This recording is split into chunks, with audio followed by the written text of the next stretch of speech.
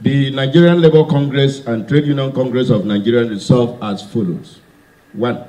The Commissioner of Police, Imo State Command, CP Ahmed Bade, should not only be investigated and redeployed out of Imo State for his serious complicitious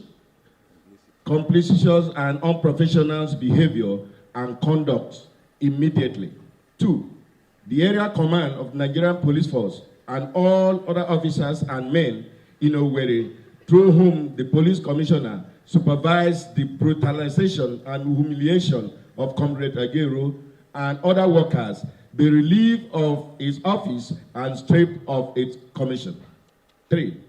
Mr. Nwaneri Chinesa, advisor on special duty, who supervised the terror on workers and partial brutality meted to the corporate president, Comrade Joe Ajaero, be arrested immediately and prosecuted for his crime against workers and the president. 4. We demand an immediate, independent, and unbiased, thorough professional medical examination of Comrade Ajaero in light of his physical and psychological injuries inflicted upon him. 5. Other workers and journalists subjected to his inhuman treatment by the police and the Hope Uzodimma's group be treated by the states and all the properties lost be restored immediately. All outstanding industrial relations issues, as previously agreed in the Imo State government, be implemented immediately. We further resolve that in the events the government failed to comply with any or all the conditions above stated, NLC, TUC, and their affiliates will no longer guarantee industrial peace and harmony in Nigeria beginning Wednesday, 8th of November 2023, while a joint National Executive Council, NEC, meeting of the two labor centers will meet to decide the next course of action. We find it appropriate to let Nigerians know the sequence of events that leads to our going to Imo State for peaceful protest, but which was aborted by police and hoodlum recruited by the state governor. These has become necessary so they do not fall victim to government's propaganda or police disinformation and misinformation. We had police fictions that we disobey court order, but we want to know which court order. Our lawyer was in court last week and the matter was adjourned till today. Let us assume there was a court order. When was it granted? And where was it granted? How was the order obtained? And on whom was it served? And when? Comrade, let us assume there was a court order. Now, back to the sequence of events that leads to our going to Owerri. 1. Government repeatedly observed in breach agreement it voluntarily reached with labor, among which was the January 9th, 2021, about 2 years ago. 2. Non-payment of salaries and pension for upward of 22 months, in some instances 42 months. 3. Declaration of 11,000 hard workers as ghost workers,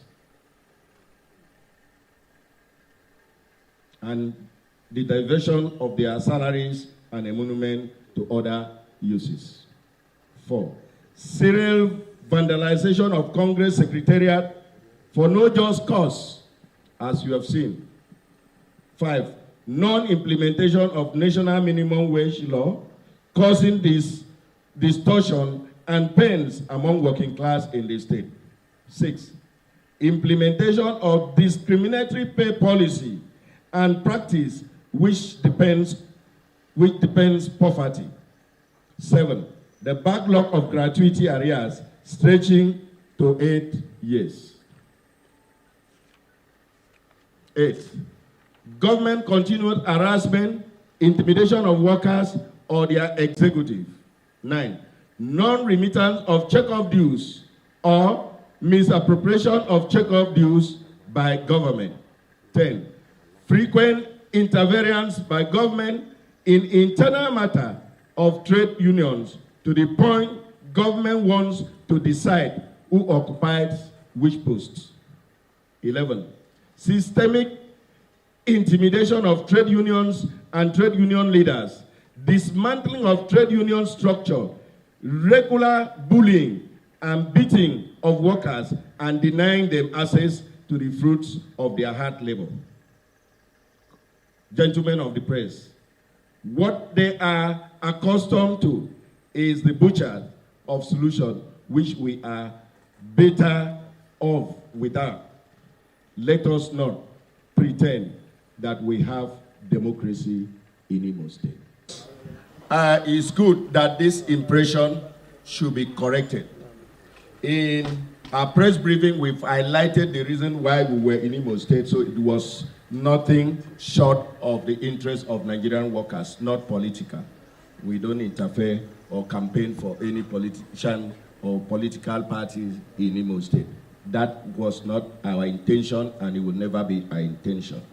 In the case of saying that the federal government intervened by the NSA intervention, absolutely, you are right. It intervened by ensuring that our comrade president was released. And other interventions are also very apt. What happens to the equipment of the journalists and other workers seized, brutalized, and injured, smashed? These are issues of which we also believe that the state government and the federal government should also come in. I want to emphasize here, it's not about only the federal government, even the National Assembly, because injury for one is injury for all. If we want the democracy to strive, we must not cack the labor movement. And it is obvious, today as we speak, Nigeria is chairing the governing body of the International Labour Organization.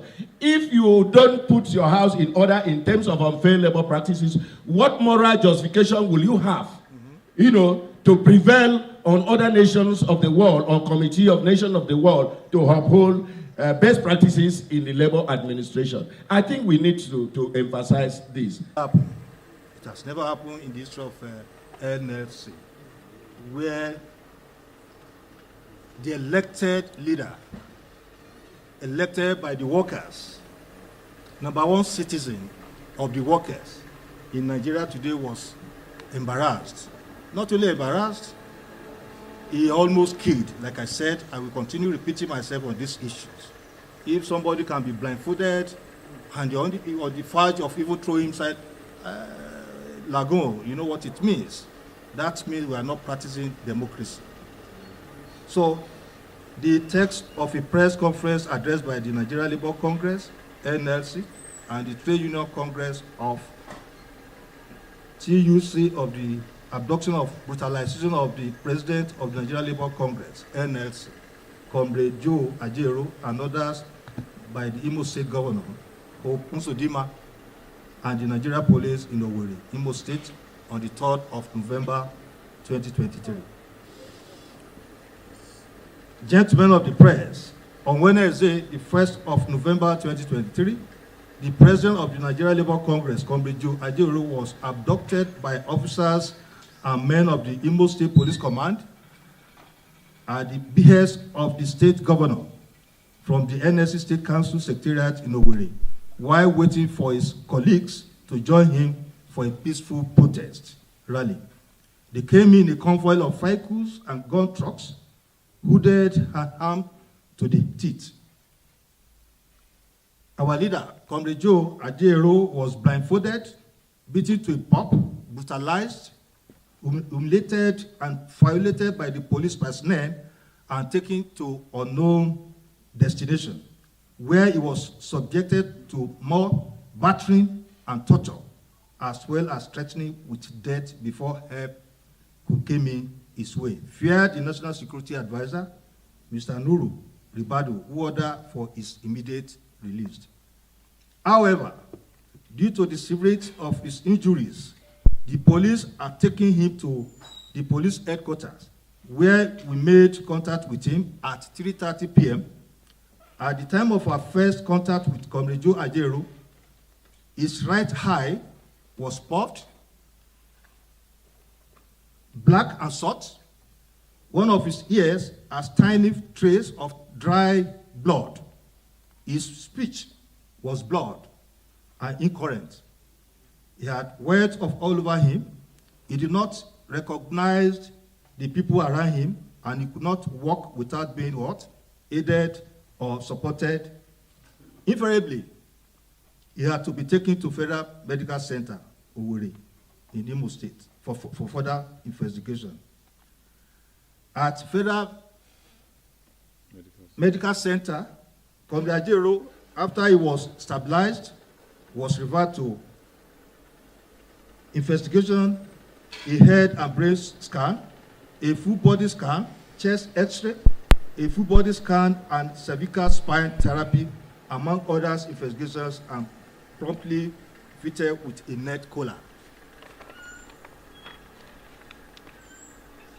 Ladies and gentlemen, Comrade Ajaero was not the only one beaten and arrested by the police, but he was the major target. Thus received the most bestial and repressive treatment. He was stripped of his dignity as a human being and as a president of this Nigerian Labour Congress, NLC. He was also stripped of his personal items, including the phones, money, and other electronic gadgets. His vehicle was smashed and tires ripped off. Others who were also with him were outbeaten by the police, included workers.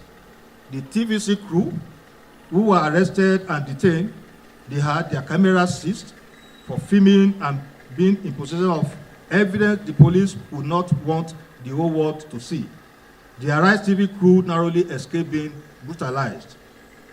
Earlier on, hoodlums sent by the state governor have stationed themselves around the streets, including the secretariat, where were beaten up workers who had reported at the secretariat and dispensing them of their personal items, including money and phones and laptops. We are worried that it has come criminal for workers in Nigeria to gather for a peaceful protest when Section 40 of the Nigerian Constitution and the International Convention, like the Universal Declaration of Human Rights, the African Chapter on Human and People's Rights, including ILO Convention 87 and 98, guarantees the right to freedom of association and the right to bargaining collectively. It is more absurd that these infractions will even happen at all and still continue to happen, especially when Nigeria sits as the chairman of the governing board of the ILO. Accordingly,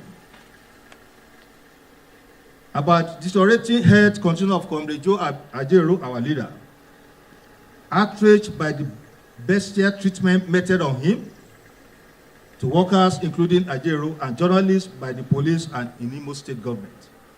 Stunned by this complicity of a federal agency such as Nigeria Police, irritated by the defense of the Imo State Police Command that only took Comrade Ajaero into protective custody from where he emerged, battered, consumed, puffed, hide, debilitated, and condemned. That is the police. Worried by this constitutional silence of the federal government and the aloofness of the various security agencies who were formally notified of our presence in Imo State but rebuffed to take steps to offer protections. Our demand as a labor center is captured in this very press conference.